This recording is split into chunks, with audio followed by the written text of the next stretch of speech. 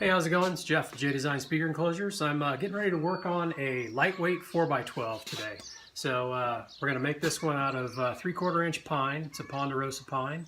We're doing dovetail joints, 26.5 inches wide, 26.5 inches tall, and 11 inches deep. Building this one unloaded. This one's going to have a oval semi-open back, and we're also going to do the J Design exclusive Atta panel. Some tasty pine.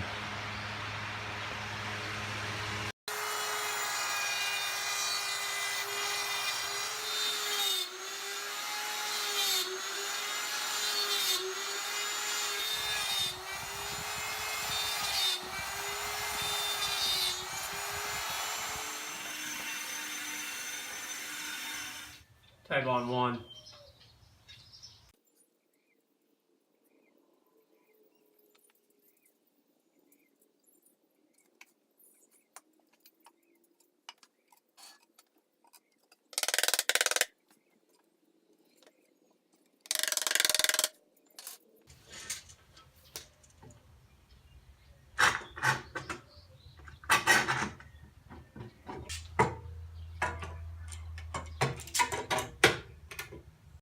Really important that you get this perfectly square when you're clamping, and make sure that all the joints are tight. Perfectly square. You don't want any gaps.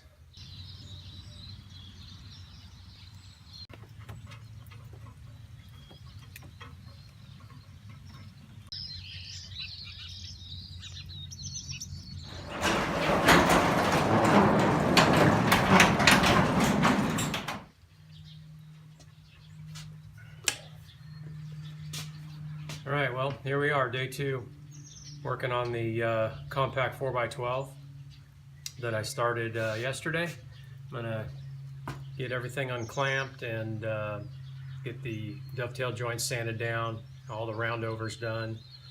Later today, I'll be cutting the baffle and the rear panel and all the custom bracing that's going to support the baffle on this compact 412. Let's get to it. All right, so just a quick little pro tip here. On some of these compact 4x12s that I'm building, the dimensions, trying to make things as compact as possible, so the dimensions are the same all the way around. So sometimes it'll create standing waves or unwanted vibrations inside the cabinet.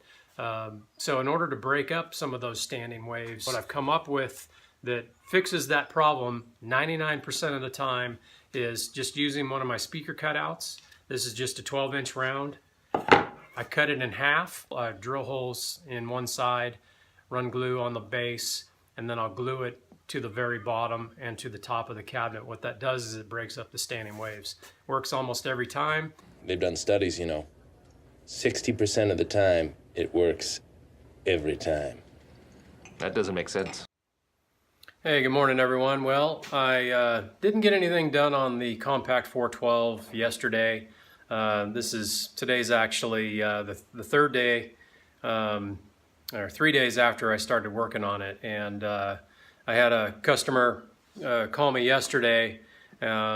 He's got a gig this weekend. Today is Thursday.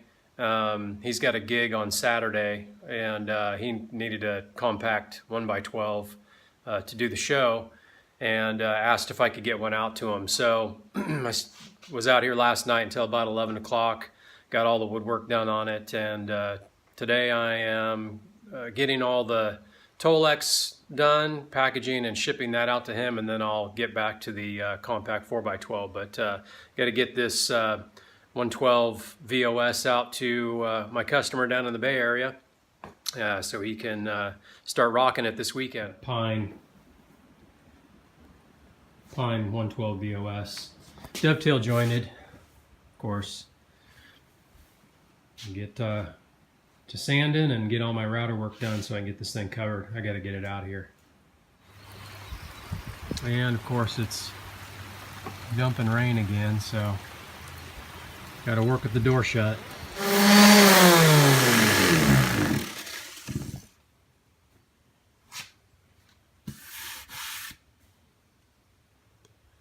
Using 80 grit sandpaper on my sander. Sorry about the shaky camera. I don't have the stabilizer out here. I do that because on any cabinet that I'm going to be covering in Tolex, I don't want to have a super smooth surface. I want to have it rough, and that gives the glue something to grab onto on the cabinet. And then of course the Tolex has the rough backing. So that's why I use an 80 grit sandpaper. Sometimes I'll even go down to 60 grit depending on what type of lumber I'm using, but for pine the 80 grit works just fine.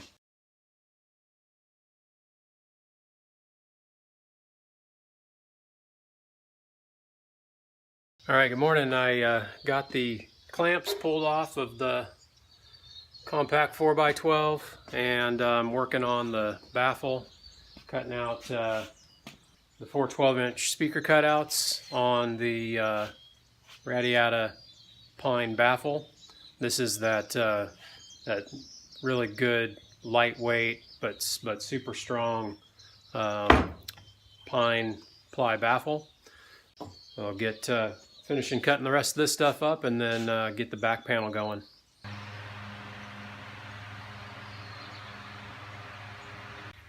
All right, we got the oval semi-open back and the ATA panel, which closes it off from behind. It'll close it off. Of course, that'll all be covered in Tolex and sealed. There's steel T-nuts and machine screws that fasten the ATA panel to the oval back panel to close it off. It's a really great option for versatility. Gives you that nice three-dimensional tone projection when you've got your semi-open back, the oval semi-open back. It also retains really good low end with the semi-open back, but gives you that nice three-dimensional tone projection. And then with the closed back, with the ATA panel fastened in there, more unidirectional and focused tone projection. So nice, a tighter low end response and a more focused tone projection out the front. The ATA panel is available on any of the cabinets that I do a semi-open back, the oval semi-open back.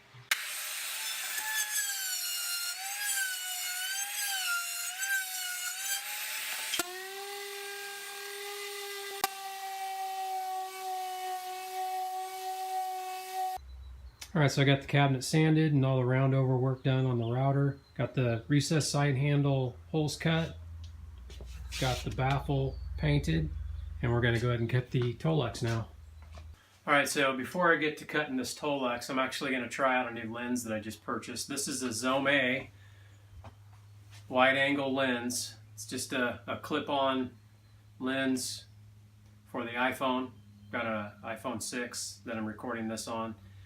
This glass is pretty good. It's obviously not as good as like a Zeiss, Carl Zeiss or something like that, but nice wide angle. I'm going to see how that gets a better shot in the Tolex room. Alright, so I haven't moved the camera at all. I think that made a lot better shot, nice wide shot. You can get pretty much the whole floor area, so I'm going to go ahead and get cutting this Tolex. We can start gluing it up.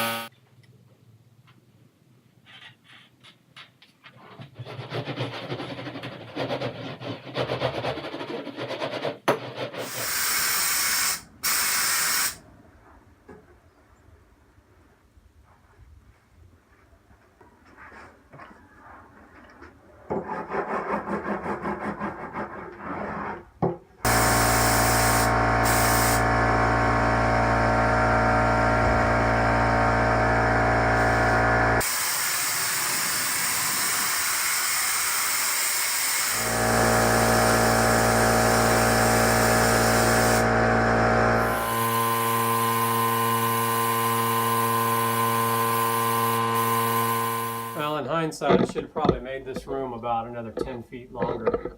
Because doing 412s, and this is even a compact 412, but when I'm doing 412s, I have to put this Tolex at an angle diagonally in my Tolex room and run it part way out the door just so I can get the last part of the panel glued, the glue sprayed on the panel.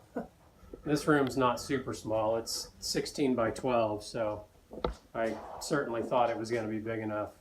Most of my 112s and 212s are not a problem. It's just when I'm doing the like 2x15s and 412s or larger 410s that I kind of have a problem with. I'm going to run the Tolex out the door a little bit.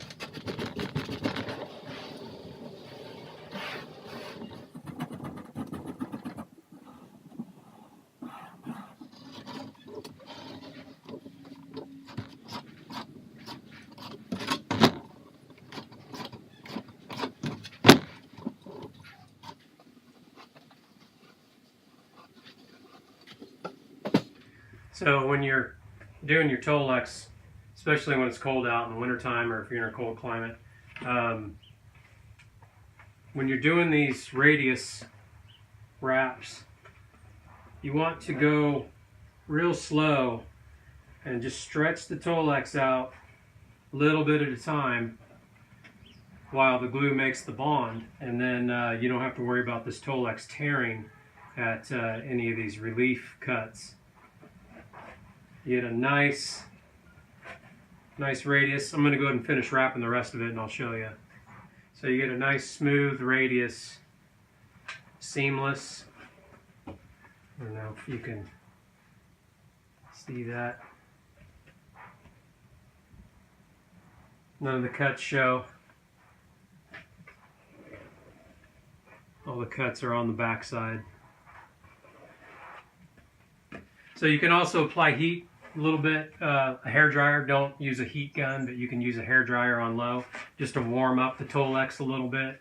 That'll allow it to kind of be a little bit more pliable and stretch around that radius. All right, got the grill cloth installed and the piping installed. All right, so because this is a compact cabinet, the bracing can't be full pieces going across the bottom and on the sides.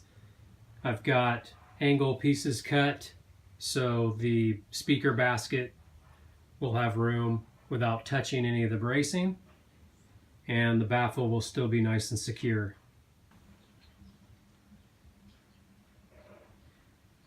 I got all the assembly done. I'm going to get this thing packaged up and shipped out. I want to thank Mike in Minnesota for purchasing this cabinet. Look forward to hearing back from you.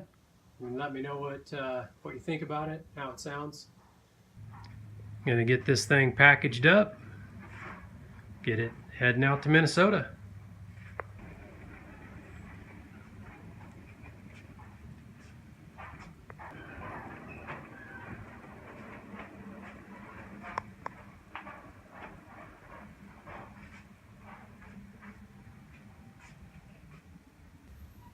Hey, thanks for watching this build, everyone. If you liked the video, give it a thumbs up. If you haven't subscribed, go ahead and hit that subscribe button. We got a lot more videos coming. Take care. See you next time.